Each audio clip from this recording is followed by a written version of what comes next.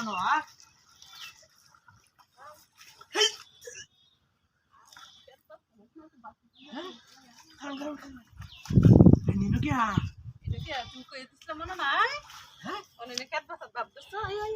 আমি কেন বাস আগে বাসতাছি ভিডিও কুছ কুমালা ভাত লে না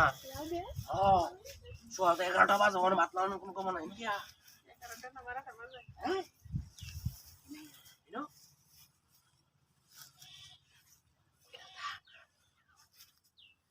দেখতে কই